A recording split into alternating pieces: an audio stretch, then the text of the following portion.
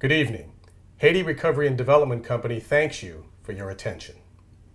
On January 12, 2010, at 4:53 p.m., all was calm in Haiti.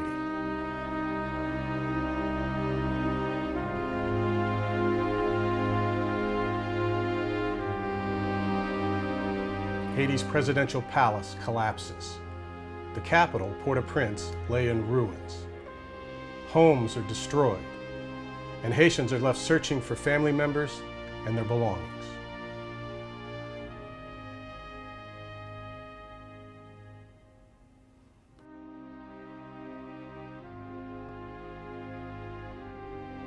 Humanity crushed and families destroyed in an instant.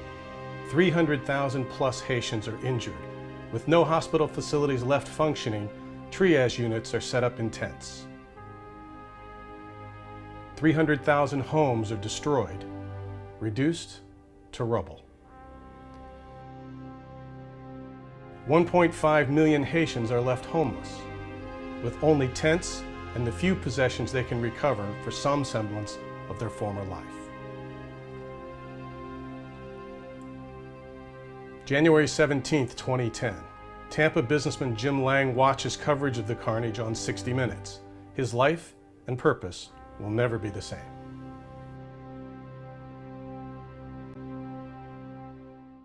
Ran into Dr. Hyman outside.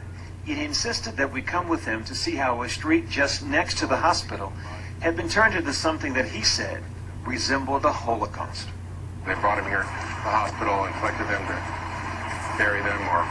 How many? You'll see, hundreds. What are you doing here with these trucks?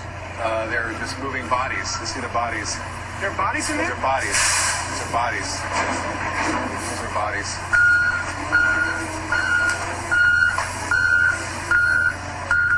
It's the most tragic thing you've ever seen. This smell is just overwhelming. And the just bloating. They've been rotting in the sun and the heat for 3-4 days. There are hundreds of bodies collected from the streets. These are people with families and people with homes are just completely lost. It's overwhelming. Why have us see this? I wanted to see this because I think the world needs to know that this is going on and they need to help and not go about their lives in blindness and just ignorance. Where do they go from here? I think they're burying them in mass graves. Mass graves, no chance for a family to grieve. By morning, the dead lay everywhere. If you or your organization can make a difference in the world, in a place where your competencies or strategic goals are met by highly visible needs that are solvable by those capabilities, what would you do? For Jim Lang, the answer was immediate and unrelenting.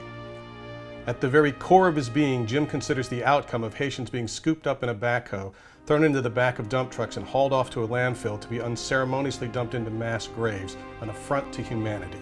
Within days, he establishes the Haiti Recovery and Development Company with the mission that is the guiding mantra of the company: dignity for the dead, hope and opportunity for the living. The mass graves at Titinienne are a dark place to people of Haiti. Victims of the earthquake are scattered amongst other mass and unmarked graves from past natural disasters, years of civil unrest, and in and around numerous paupers' fields. Transforming this area from one of horror to that of a sacred resting place cannot be overstated. HR&DC believes that no recovery can be complete without healing at this place. And for that reason, HR&DC's primary objective in Haiti is to transform these burial pits into a sanctuary that will stand as a national symbol to promote human dignity, heal the nation, and become a cradle from which a new Haiti can be reborn.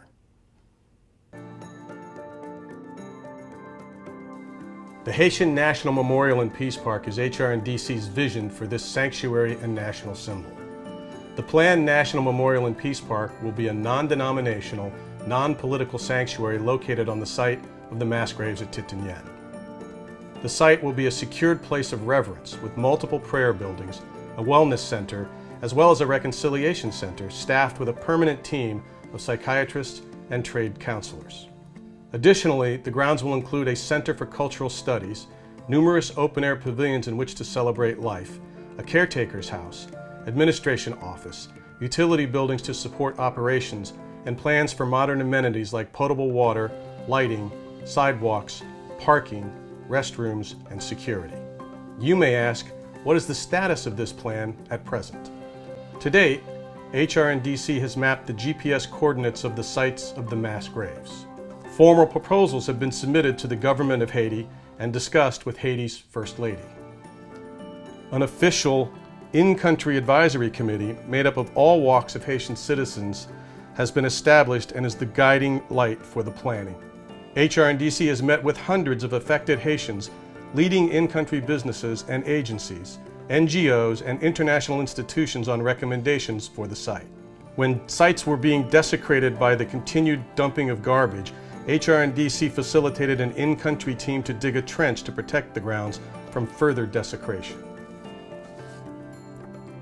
We are proud to say to this group that Rebati, Sante, Mentale have pledged to provide counseling and treatment to first responders, truck drivers, equipment operators, field workers, families, and all who were traumatized by the catastrophic events of 2010. Additional psychiatric care for those tormented by the acts of carnage will lead to lost souls and be provided as well. And so tonight we ask again, if you could provide a difference in the world, in a place where the capabilities meet highly visible needs that are solvable with your help, what would you do? Support the Haitian National Memorial and Peace Park Wellness and Reconciliation Centers. You can make a difference. Contributions to tonight's event in part support this initiative. Thank you.